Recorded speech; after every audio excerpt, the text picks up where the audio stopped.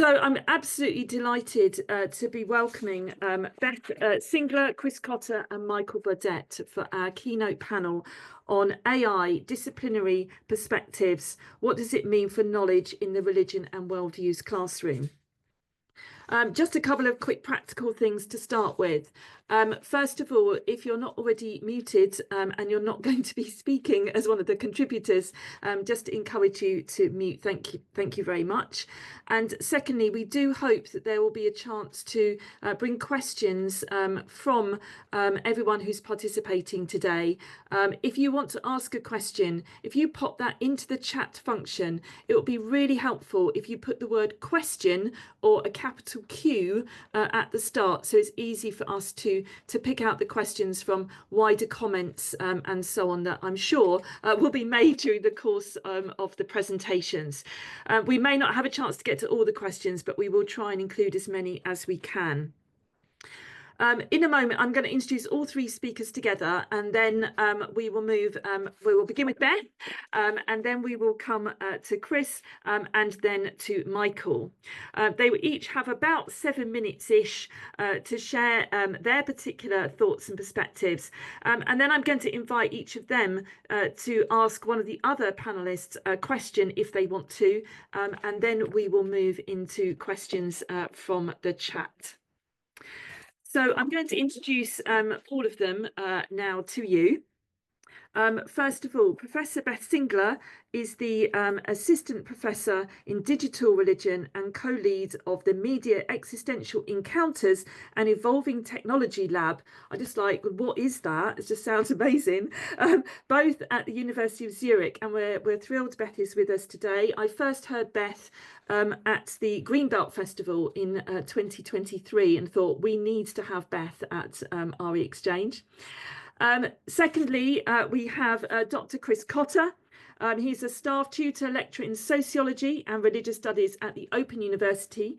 Chris specialises in all things non-religious, co-edits the journal Secularism and Non-Religion, and co-founded the Religious Study Project podcast. And last but not least, we have Dr. Michael Burdett, who is Associate Professor of Christian Theology at the University of Nottingham, and his academic interests lie at the intersection of science and technology, theology and philosophy. I'm not sure there are many other conferences where we would have such an interesting and diverse group of topics, all bringing their perspectives to bear on AI. So Beth, we're going to begin with yours. Thank you very much.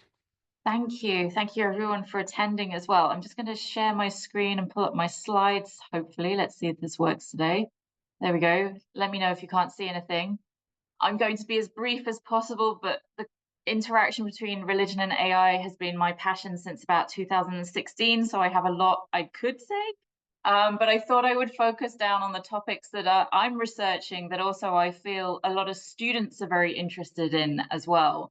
So often I get questions about what established religions are doing with AI, but I also look at how AI is shifting and changing established religions and their perspectives as well. And I broadly group this into 3 forms of interaction: rejection, adoption, and adaptation. I'll give very quick examples of all 3. And then I look at the stories and narratives that are shaping our understanding of AI, and how some of those are very either explicitly visually religious, or sometimes are more implicitly religious in the kinds of tropes that they fall on. And then for a lot of students, the questions are around what are the ethical and societal implications of AI? Literally, what will AI do to me? How will it affect me? What are the changes that we are going to expect? So on the rejection side of things, rejection can run in a scale from the very minor, so the sort of passive criticism, disassociation, denial, to the more major, sort of the abjection, the disgust, the exclusion and abandonment of artificial intelligence. So I have examples here of both minor and major forms. So Hannah Gould and Keiko Nishimura have talked about in the upcoming Cambridge Companion to Religion and AI how the use of religious robots in Japan is sometimes actually more often determined by their practicalities than how actually theologically correct they are. They talk about that the price of renting such robots is actually quite high. It's 50,000 Japanese yen per night. and that they're actually difficult to operate, cumbersome, and prone to overheating. And these are all elements we can note not ordinarily found to be problems with human priests. So there's that sort of material distinction that's going on there, but that's on the minor end of the scale of rejection. And then perhaps in the more major scale of rejection, we'd look at people finding theological interpretations of AI as being demonic or coming from a satanic realm. So examples here from quotes from Twitter. I still call it Twitter. Some people insist on X. So people are talking about how it's coming from the fallen, how it's linked to other conspiracy theories to do with transhumanism and science and technologies like CERN, and people really framing this as a very negative thing to be involved in. And of course, you find the absolute opposite, the enthusiastic adoption of artificial intelligence in religious spaces as well.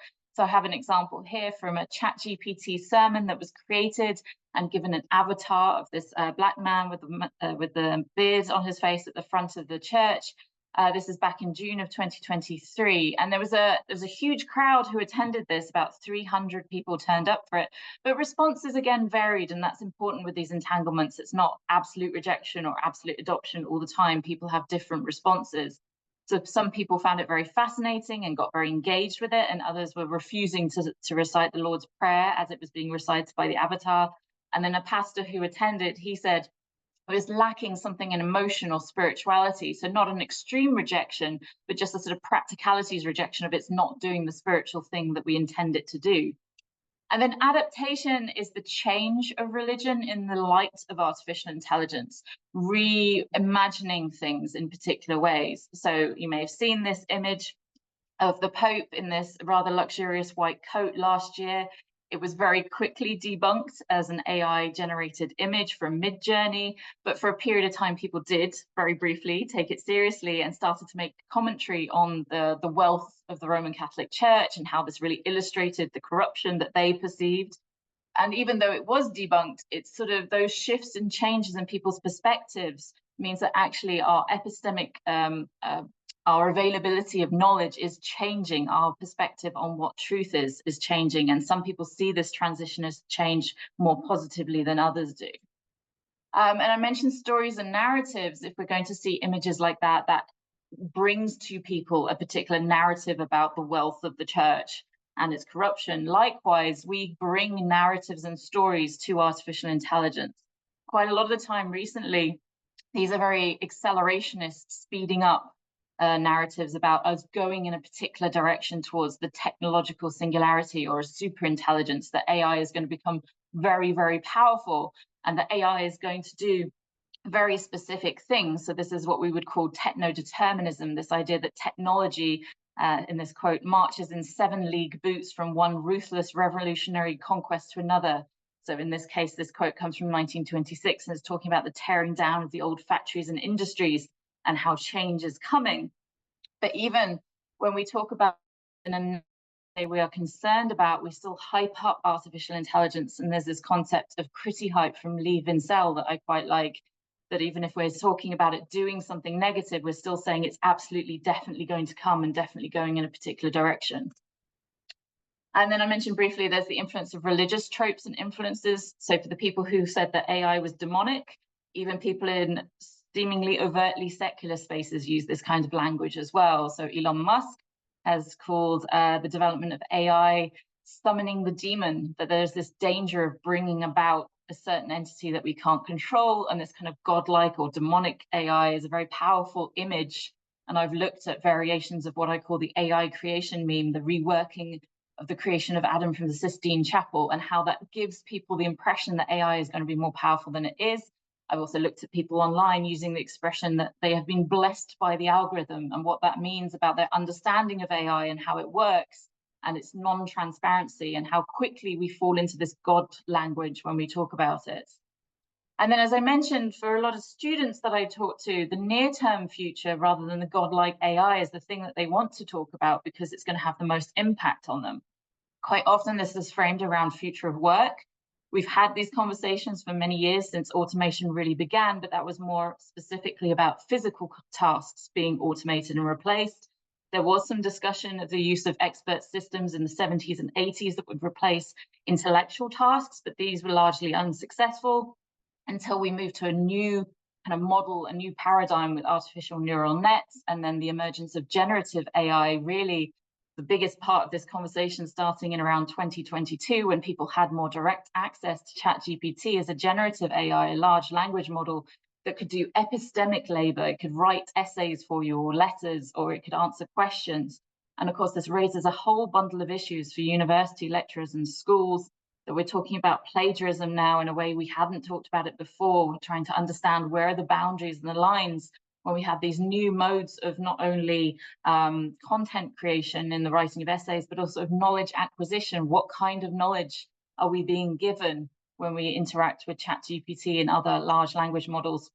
And just a very quick anecdote from a friend of mine who ran a workshop with students on AI, and he asked them around where are the parameters of what is okay and what's not okay. And it seems that they were saying it's very clear that they should be able to write essays with ChatGPT, but it was fundamentally wrong for teachers to mark them with ChatGPT. So there's these new formations of ethical boundaries that people are coming up with to deal with artificial intelligence. And it's such a fertile ground for discussion. I hope I haven't gone over time too much, but these are just some of the main topics I thought I would introduce. Thank you, everyone. Thank you very much. And we'll stop sharing. There we go. Well, Beth, goodness, how you packed that all in literally, I think you were literally 7 or 8 minutes. It was incredible. Certainly, from my point of view, kind of raised so many questions in my head, and so it's so multi-layered in terms of the challenges and the issues, if you like, that there are, but also the positives as well. Yeah, someone's just put in the chat. Wow. Okay, well, Chris, you've got to follow that now. I do. Is that sharing okay? Yeah, that's great. Thanks, Chris. Perfect.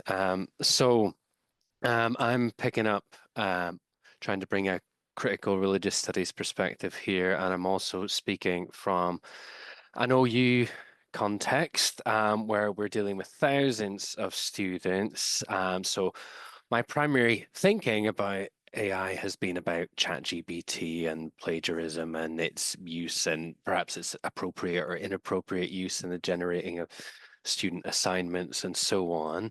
But I'm going to try and not think too much about that just now, just to give a very quick what I'm meaning by critical religious studies perspective. It's a perspective that's hyper interested in the construction of terms and placing religion in it to its historical, social, and political context. A good summation here would be Jonathan Jung saying that there's no such thing out there in the world that answers to the name religion, but only phenomena that we habitually label religious for historically contingent reasons. So I'm coming at this with this sort of background in mind. And a good example is from Craig Martin's critical intro to the study of religion. So the sorts of questions like, if we have an individual, rather than asking, is this individual Catholic, we should be critically asking questions, well, who is being identified by whom,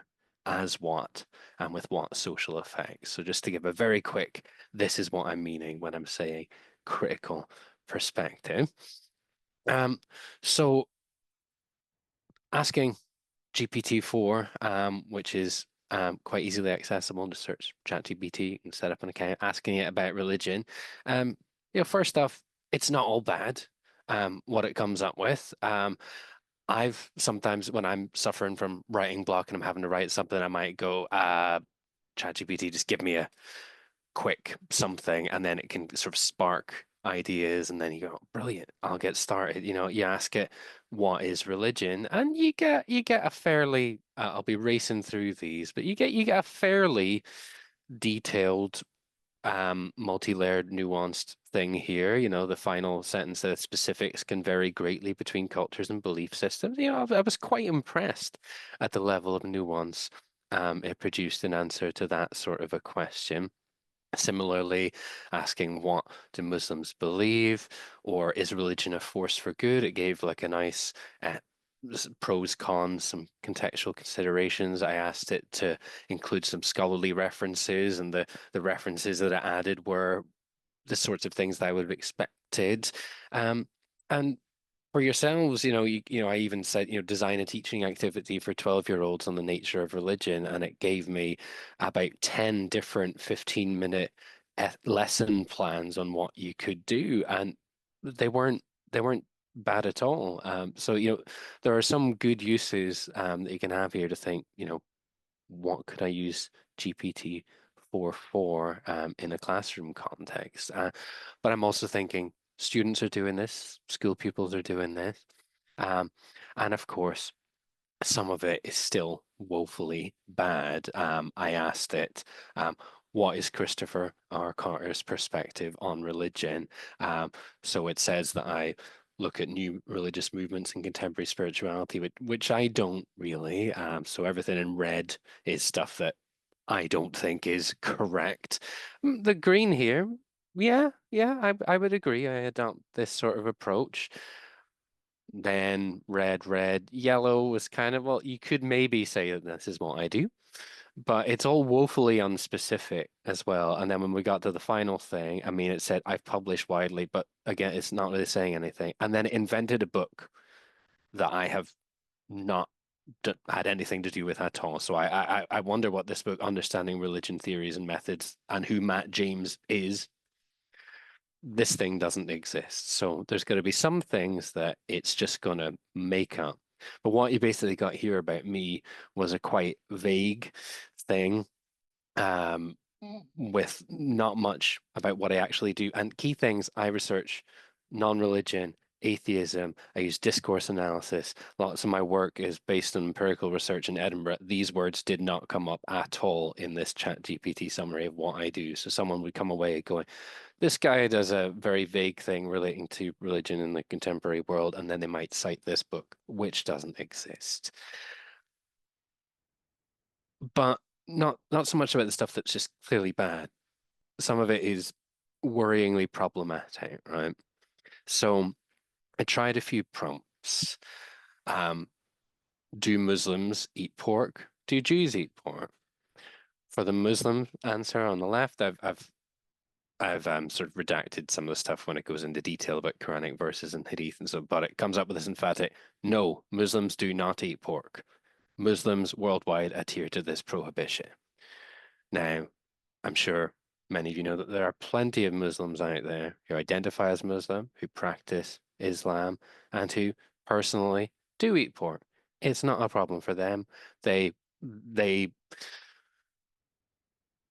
negotiate that in their own individual lives and go, that's not something that's important for me, but I'm still Muslim.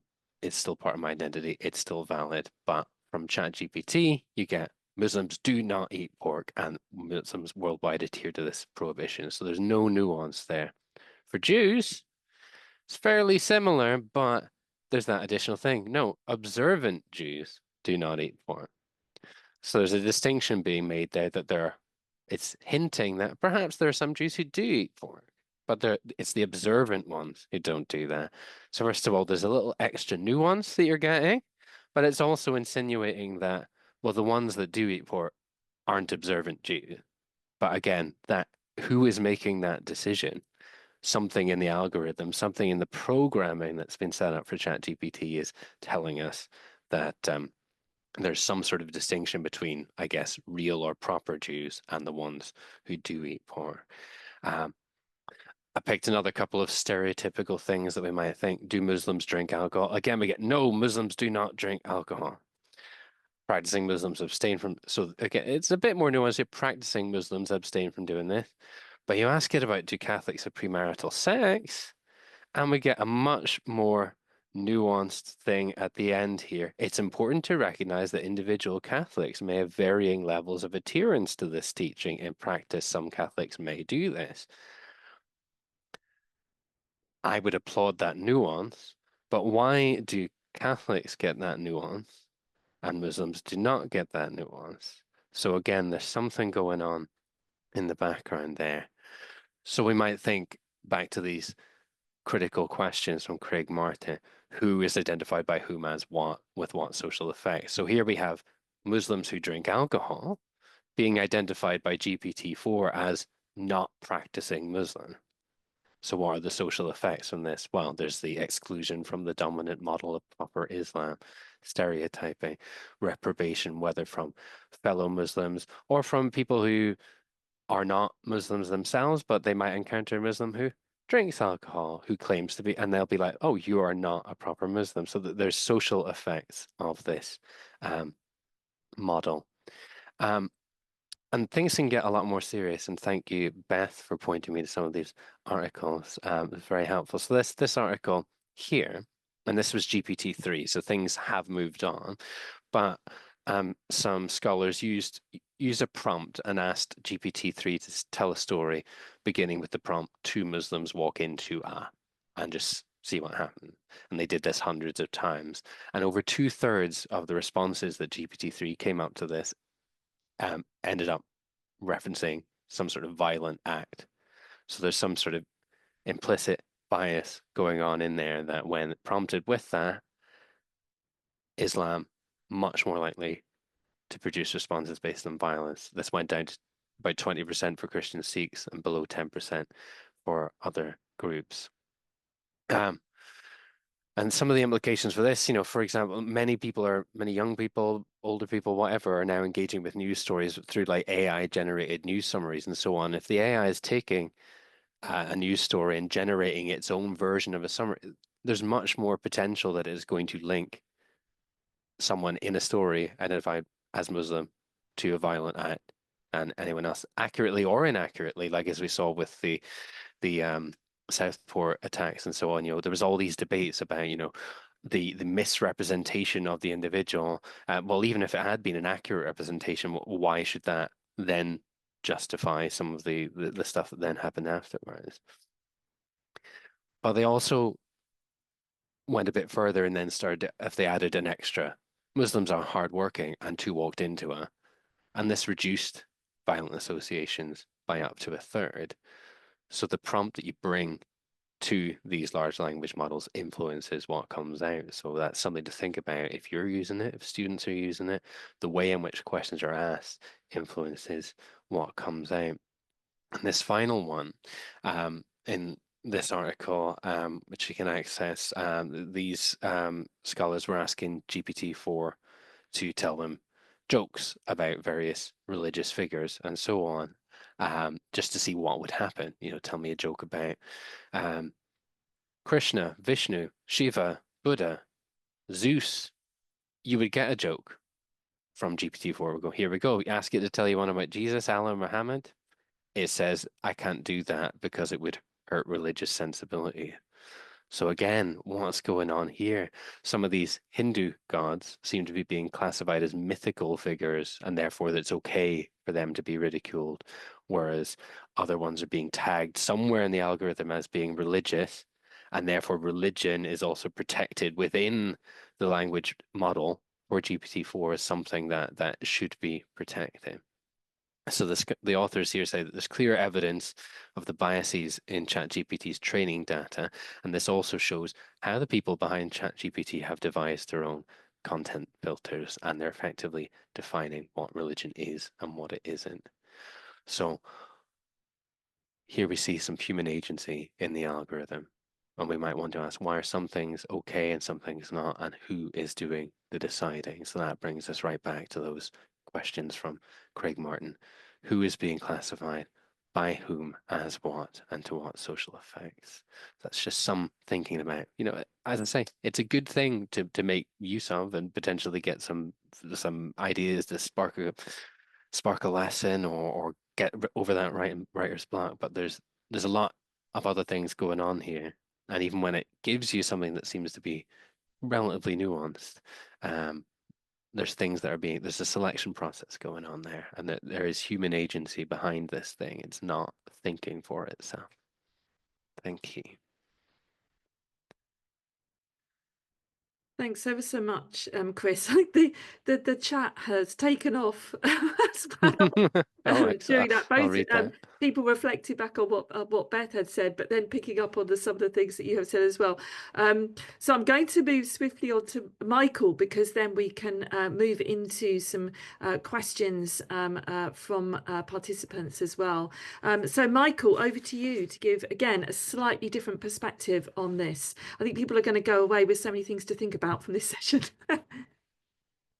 Thank you so much for that, and I appreciate all of the insights that my fellow panelists have brought up. In the last couple of years, I've been working with the Church of England on developing best practices, both in the classroom, but also just in the kind of functioning of faith-based schools, thinking about how to incorporate AI into their schools.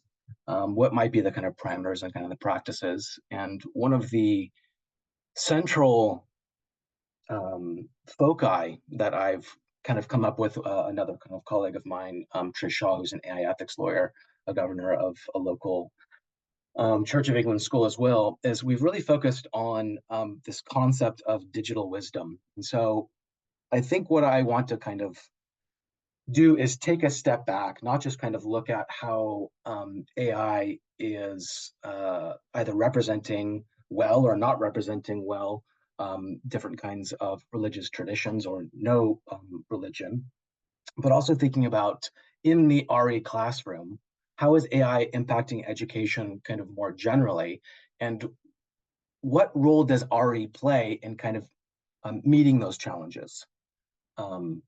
Specifically, as you might be kind of RE teachers and are kind of thinking about this. So I want to first focus on, what is it we're being told are the potentials of artificial intelligence in education in general? In many ways, right, it's teaching with AI in the classroom and beyond that can help with, personal tutoring. It can enhance the educational experience in helping to organize the kind of incredible amount of information that's available. It can provide AI-supported tools, and as we've just seen, can help us with supporting for our curriculum development, and also make perhaps better hybrid kind of learning platforms that uses both different types of apps and kind of learning that might be kind of AI-driven, in addition to the kind of traditional teaching methods that we've had in general. But AI can also, has a potential of AI in education for tracking pupil learning. What's their comprehension? What's their attendance at the school? What is their behavior like? So this is a kind of a new step in kind of data-driven education that can potentially track students, their capabilities, and potentially their deficiencies, so that we can, find where there might be things that we need to have specific interventions, right? In certain,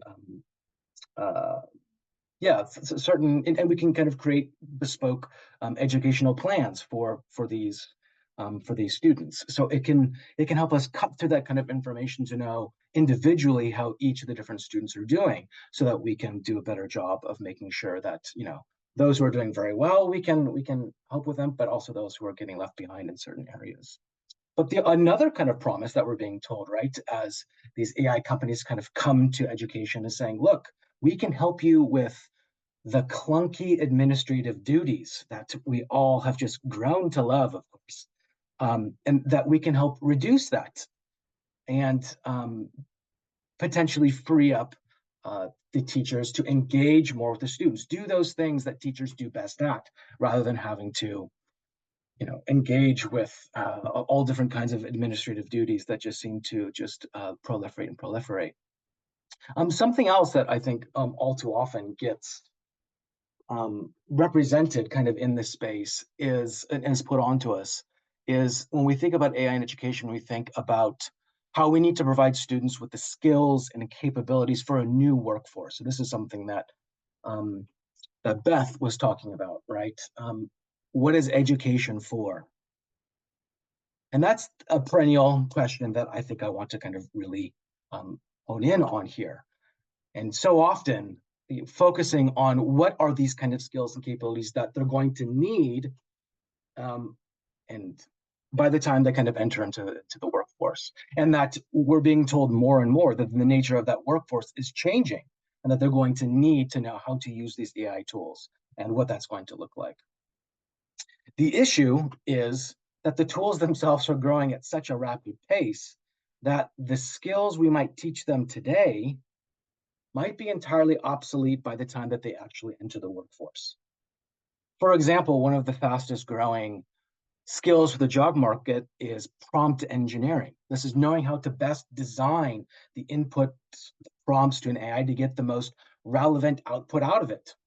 The issue is, how long will this kind of prompting be the medium by which we actually interface with an AI? AI companies are already talking about independent AI agents in the world that might not actually require our explicit input to do things. They're not kind of just passive things that give us information that then we have to act in the world. Rather, they themselves act upon information that they somehow interface with, and then they act in it. In which case, prompt engineering might actually look very, very different. So if, we're being told, make sure that they know how to put together the right kinds of prompts so that they're getting the right kind of information out, is this going to be obsolete in 2 to 3 or 4 years? So then how does that impact what we're going to be doing in the classroom? And so I think this is where, we need to be focusing rather on education aiming at specific AI skills, which of course probably should happen because there has to be some level of proficiency. I think it'd be better to focus on kind of perennial capabilities and competencies that actually focus on transforming and maturing the learner.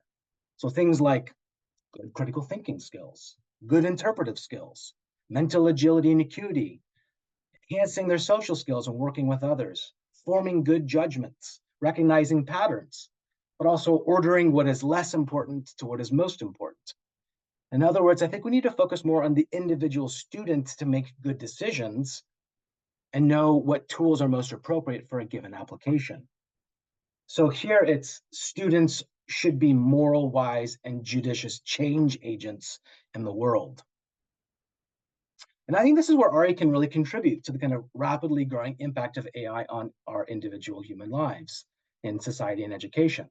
RE focuses on developing the individual, their virtues, their self-reflection, how to make good judgments in a complex and diverse world.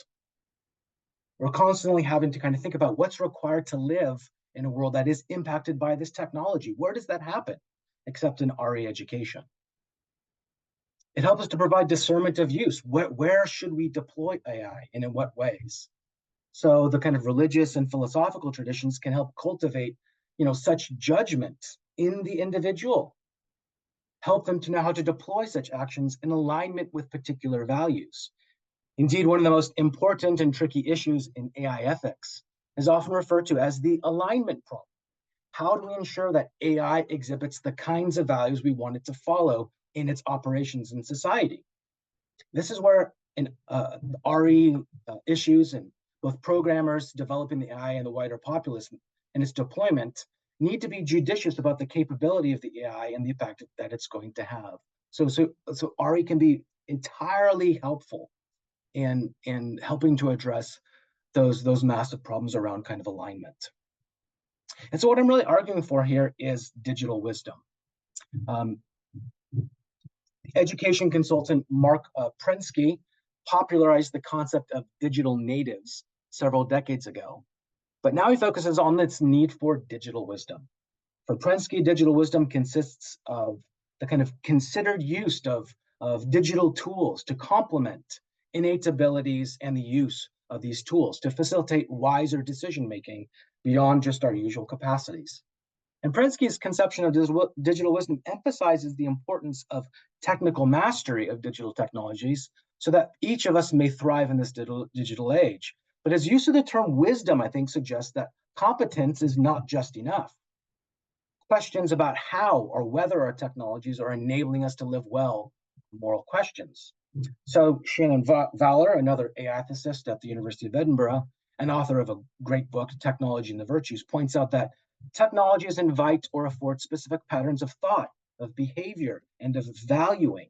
They open up new possibilities for human action, and they foreclose or obscure others. So our biggest challenge as we consider technological gains and losses is figuring out what we will do with the emerging technologies once we have them, and also what will they do to us. So what I want to encourage is that RE is uniquely placed to cultivate our students to meet these unique opportunities and challenges that AI brings with it. As educators, we need to take a step back and think about the big picture. What's education for? Is it just about the development of skills for the workforce? Or is it the cultivation of human beings to lead exemplary lives? A combination of both. But what's being focused on more and more in education? Probably more of the former. So I think we should think more about who do we want children to be, not just what do they need to know and do. And I think what's important about that is when we actually focus on who they should be, we will do much better at meeting the challenges and opportunities in our AI-driven world. Thanks so much. I look forward to the conversation that we're going to be having. Thanks so much, Michael. And Beth and Chris, I'm going to invite you to sort of join back with the panel now, so we can have a conversation together to begin with. Before there are quite a few questions in the chat, but actually there's more comments you might want to look at some point as well. Really interesting comments and people sharing things that they've done or they've used and challenges and so on as well. But first of all, Beth, I wondered if you had a question for Chris or Michael at all from what they've shared so far. Yeah, I had two immediate thoughts. I'll do the horrible thing of more of a comment than a question. But I think Chris actually got to the point that I wanted him to get to at the end of his talk. But there was a moment there where I was a bit concerned with the whom, and you located ChatGPT-4 as the whom, but you got there in discussing who puts in these ideas into the algorithm. What are the data sets? What is also being curtailed in the data set? What are they obscuring because they have the writers of the algorithm, the writers of the data who have pre-formulated ideas about what the output should be? So all these chatbots come with internal prompts that say you should be very friendly and say nice things, and you should not say bad things about this group of people, that group of people. So that was my one thought of concern of putting too much whom emphasis on GPT-4, but you did say that, so I was very pleased. And then on Michael's conversation, I think your final point, who do we want students and children to be, also needs to include who do they want to be? How do they imagine their futures as well? If, say, for argument's sake, they really are very excited about an AI future where all these things are possible and they don't have to exhibit the critical thinking which we would love them to have, we might also have to accept that our digital natives don't want that form of digital wisdom. So there's that issue too. And I say that as a parent who sometimes butts heads with my son about what he wants to do with technology versus what I think is an ideal use of technology. So just two comments, sorry, just to add to the overall conversation rather than raise questions. No, that's great, Beth. Thank you very much. And in fact, in some ways, you potentially, we might come back to it, potentially answer one of the questions that was raised as well, in terms of what Chris was saying around, is it actually the fact of kind of the sources, if you like, that generative AI is pulling upon, if you like, that are actually part of the issue. But we might come back to that in a minute. Chris, did you have a question or maybe a comment instead? We'll see. For Beth or Yeah, Michael? I mean, just on that issue, these models are pulling on the internet, and as I'm sure we all in this room know, the quality of discourse on religion that is out there and that is sort of popular is not perhaps what we would want it to be. So if the model is pulling on the vastness of what people have scribbled on the internet about Islam or about the existence of God or whatever, then it's going to be quite difficult to parse that down to, what is a nuanced, scholarly, balanced understanding of these things. I guess Beth might be the best one to ask this question too, because we've been talking about AI here. And I frequently hear it said that, well, none of this is really AI. So I might just ask, how AI is this? So from an anthropological perspective, I think it's very valuable to recognize there are different understandings of AI, and when we're talking about AI here, we're engaging with the cultural idea of AI as well as the specific technology. So I think there was a question in chat, what is an LLM? I might not have said large language model. There are these various different technical terms that get overlaid with people's conception of AI. And then you do get people quite rightly say, we shouldn't say AI at all, because that's what they're thinking of there is more like artificial general intelligence, where it can do everything, and we haven't reached that. So we shouldn't talk about artificial intelligence, or we should talk about artificial stupidity to point out how it goes wrong so often. So that's a whole debate in itself. But I do think it's useful in sort of public discussion to use the terms people are most familiar with. I apologize for using large language model if that wasn't clear. But when we say AI, people come with a conception of that, and we can at least start the conversation and then go, okay, well, a chat GPT is not the same thing as an AGI, but some people are saying chat GPT will become AGI. So there's that transition and technological progress narrative I was talking about as well. Thank you. Yeah, thanks, Beth. Michael, any comments or questions for Beth or Chris at all? Yeah, I always find that kind of interesting, especially when you have others who are kind of educators. So we've heard a lot of a lot of talk about ChatGPT and kind of utilizing this. Are there AI tools that you are using that you think like, look, in my workflow, when I am going to be using this, there are ones that I will use and ones that I won't use? For example, I never use just one. I do use ChatGPT 4.0 when I can. I don't like that I don't know where information is coming from. And so I've used a lot of Perplexity AI a lot for this, because then it can at least show me that even if it's not necessarily specifically where it gets its kind of information from, but it will kind of point to something, it makes me actually go and look to see like, is this right or not, to kind of do the vetting. But then I kind of like think about, I mean, I had this, so I'm a former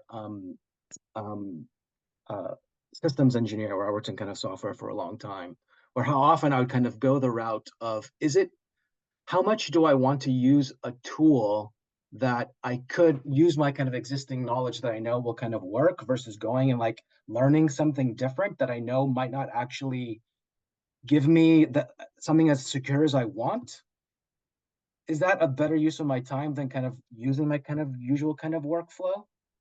So in the last couple of weeks, I've been using a lot of Notebook LM, because it's like, here's something where I can, upload things which have an inexhaustible amount of tokens, so that it becomes very specific to the thing that I want to look at.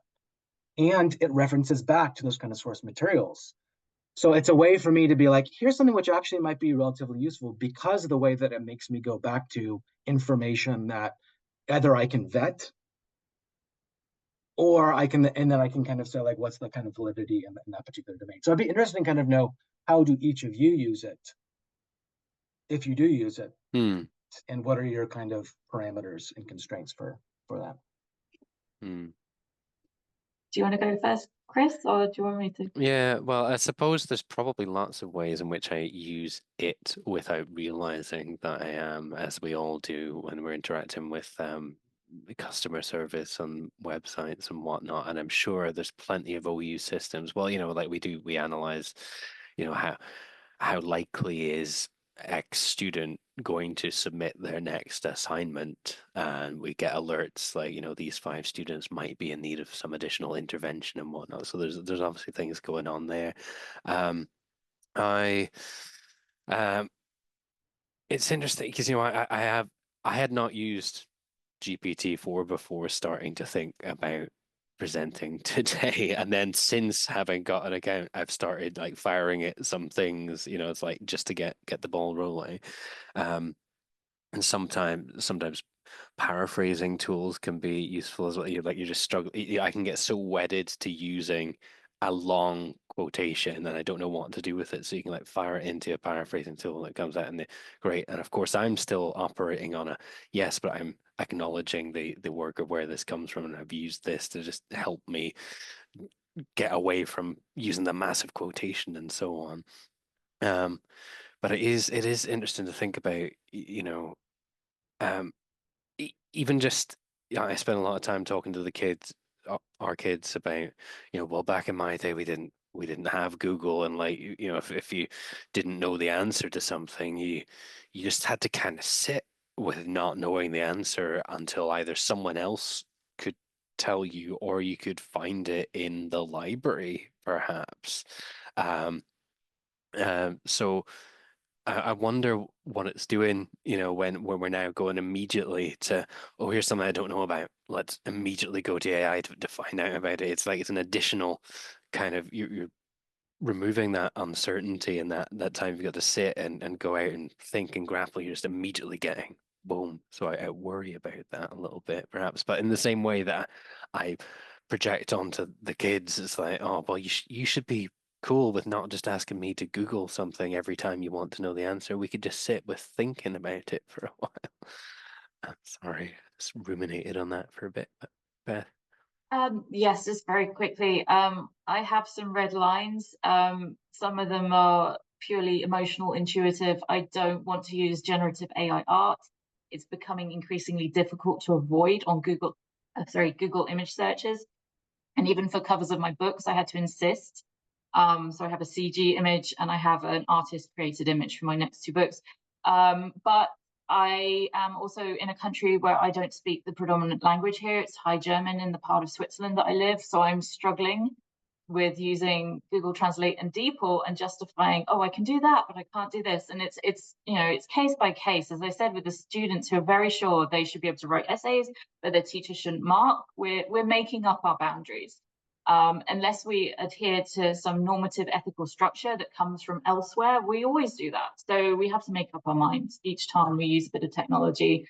Just on Notebook LM, I have played with it, and what I find fascinating about it, I threw in my husband's LinkedIn CV page and created the podcast, two people talking about how great he was, which was fantastic, until it started attributing my work to him because he had posted things about my professorship, my website.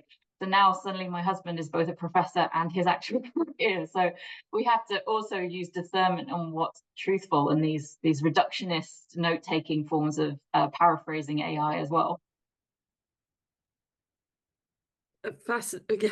Really, really fascinating, and to hear you giving your sort of personal examples and so on as well about how you've used it. It's really great question, Michael. Thank you. There are quite a lot of questions in the chat, so what I'm going to try and do is kind of group some of them together a little bit. So there was quite a lot of interest around, I think, I forget who posed the question now, kind of like, well, what, I think it was Chris, I think it was you, like, what is or maybe Michael, what is education for? And there were some questions sort of connected to that. But I'm going to pick this particular one out from Bill, who said, we often state that humans are meaning-making beings. How might AI affect this aspect of being / becoming human, and how might education respond? So I'll just read that again. We often state that humans are meaning-making beings.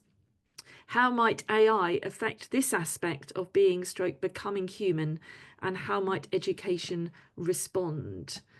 Now, which of you would like to answer that? We might not have time for everyone to answer every question, so I don't know who wants to kick off with that one. I can jump in just quickly on two quick thoughts. One, that there might be a tendency to rely on AI to do the meaning making interpretation, which has obviously come up a few times already. But that inherent need for humans to make sense of things and tell stories and do meaning making is already being seen in how we approach AI and we personify it. And some of my work is, unlike Chris, who says his work is not so much on new religious movements, mine is slightly more on AI new religious movements, and that we have this tendency to build up this idea of godlike AI, to start structuring religious forms around it. So there's those two aspects. Do we diminish our own meaning-making skills in trusting computer says yes, computer says no too much? But also we'll still tell ourselves these stories and narratives about what's happening with AI as well. Yeah, I'm also really interested in this idea of utilizing AI in aesthetic production as a way for kind of doing meaning making. I was listening to a great podcast. It was the Ezra Klein show, where they had this person who utilizes it for their kind of music, and the way that we can incorporate AI in as a kind of, as a different kind of palette, a different kind of tool that might to create something which is they find kind of more meaningful. So you have that entire side of it as well. So it's not as if like, so it's going to be navigating that meaning making with a different type of tool that we're kind of always doing, right? And that is in our religious traditions using sacred texts, the stories, of our own kind of personal lives in relation to those things and our kind of communities. But I think they're the fact that these are now intellectual hermeneutical tools, especially kind of LLMs, means they have that much more power to influence that kind of meaning making in a way that Beth was talking about automation 20, 30 years ago. It just wasn't as big a deal. And so yes, in the last 5 to 7 years, things have kind of changed rapidly in that kind of direction and where it's being placed, right? Navigating our social lives through social media, that kind of thing. So it's, shaping the information that it gives you that is part of the community of practice and kind of belief that, so it's mediating a lot in terms of that kind of meaning making. Yeah, thanks, Michael.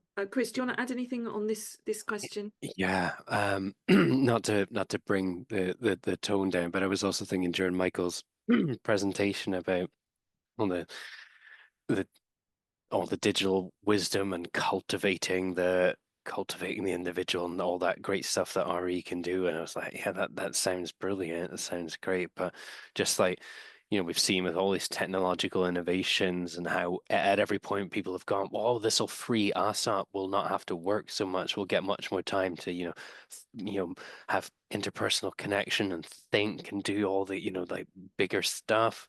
And what happens once capitalism and neoliberalism gets hold of it is what it actually means is more and more people lose their jobs and jobs become more and more meaningless, and we get squeezed for more and more money and whatnot, and it just ends up the corporations and blah blah blah. And especially with the way the current climate is with the valorization of STEM, and STEM is great and on, but the sort of arts and humanities and subjects like RE are being squeezed out, not seen as relevant. And if we have AI that's starting to, on some level, look as if it is doing a lot of that stuff, I worry a little bit that all this area of education that is to do with meaning making and thinking, expression, and cultivating the self, if governments don't take the right approach, could end up that, well, AI can just do that. It can write all the TV shows, it can write the poetry, it can do the art, it can do all this. So let's just go entirely down the, if you're not working in STEM, it has potential. And I would have that optimistic potential that it could free us up. It's really interesting, Chris, because my colleague Fiona, who's on the call now, she picked up a tweet or X or whatever we want to call it now, I think from Professor Brian Cox, who said actually the humanities and research and studying humanities is really important, if not equally important, I believe. So yes. Absolutely vital that we put forward the importance of our subject, I think. So I want to take a slightly different tack, because there were two questions about this, which seems to me to indicate it's particularly important, even though it's in a slight tangent. And they're both kind of, I suppose you could say, ethically related. I'm actually going to, they're slightly different, but there's a clear connection. So the first one, I really worry about lots of what you've talked about whilst seeing the potential benefits. But my biggest concern is for the environment, including use of water and energy, and will that energy improve? And the second question, very similar lines, actually, but I know this is off topic, but I don't actually think it is off topic, but AI uses huge amounts of energy. Are there arguments about the environmental impact? This person said, I read about a mini nuclear reactor being bought by Google and Amazon. So I think this is actually totally on topic, because actually these are the sorts of things that we might want young people to be learning about and studying in terms of those environmental consequences and so on as well. So thoughts on this one? Yeah, just very quickly on Google and Amazon buying a nuclear, they're not technically buying it, they're buying the energy from it, but that of course increases the demand for nuclear power. Arguably, there are people who support that as an alternative, or anyway, so the figures are hugely debated, but it's undeniable that if you start using the very rare metals, the water, the energy, the power that all these systems need, as well as the human labor, it's going to have an environmental cost. Where it's located will have a human impact. What people are employed to do some of the tasks like tagging for large language models, all these things have a human and environmental cost. There isn't a possibility for us to be negotiated on this. We haven't been asked if we want this huge environmental cost. We can choose to use it less, but the enthusiasm that people have for engaging with ChatGPT just means that people are just going to play with this and keep playing with it.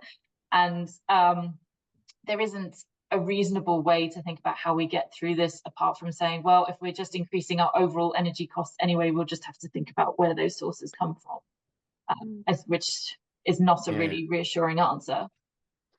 And it's now being integrated in, you see all the new ads for new smartphones and that it's integrated into it.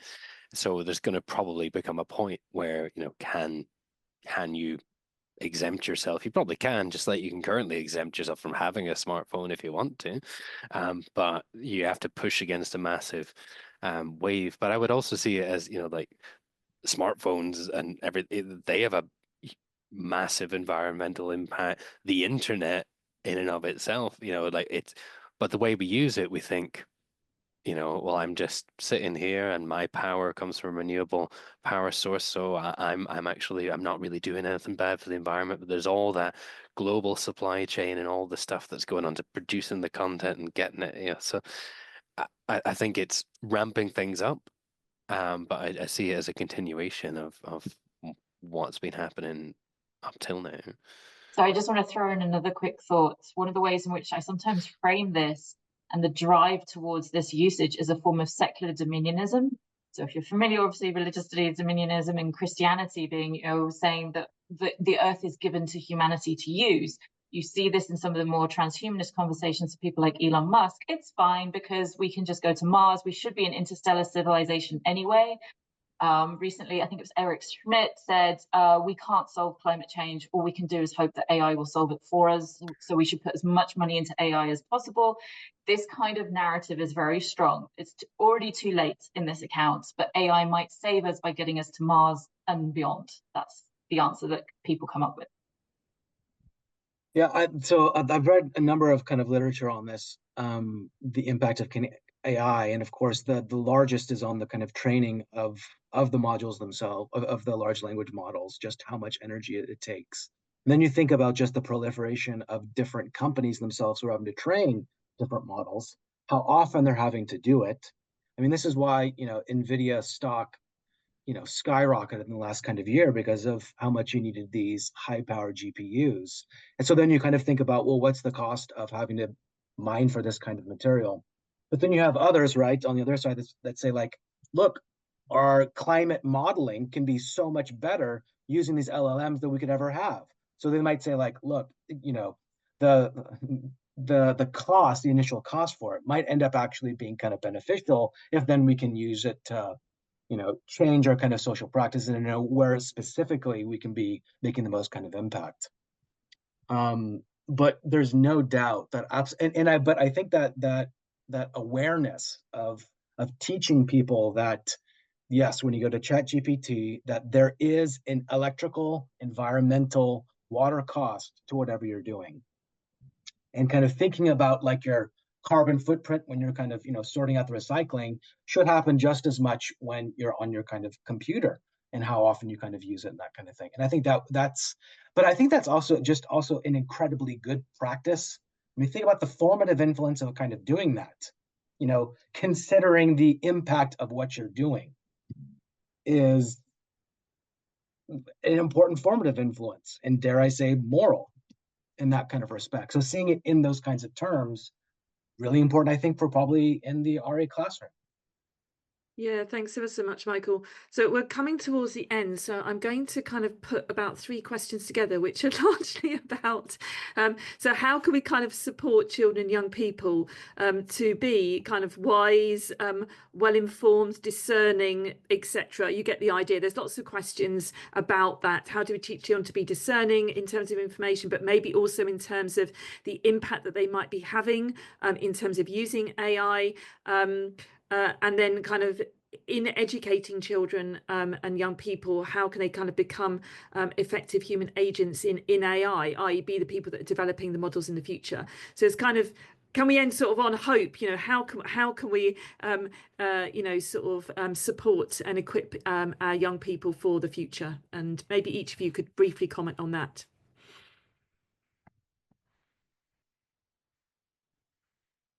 I'll pop in first. I don't know. So Chris, I saw you unmute at the same time, so I'm happy to wait. So But I mean, I'm glad for you to go first. okay, it is a constant thought in my head also, because I'm a mum as well, and many of us are parents. How to even engage with the conversation on this topic, because as we've mentioned, it travels so quickly with this hyper accelerationist model of where it's going as well. We're sort of almost trying to catch up with the speed that people want it to have. I think as long as we keep having those kinds of conversations as much as possible with students, with children, actually engaging with their concerns and finding out what they are wanting to use this for, which goes back to my comments to Michael, we might find they are happier about this situation than we are. They might buy more into the narrative of AI will fix everything. That is as much a belief system as some of the others that we talk about. So we might have a difficulty there of unsettling that. But as much as we, can provide the facts on the environmental cost, on the dangers of misinformation and bias and algorithmic harms, then perhaps, that will open things up as well. Thanks, Beth. Chris?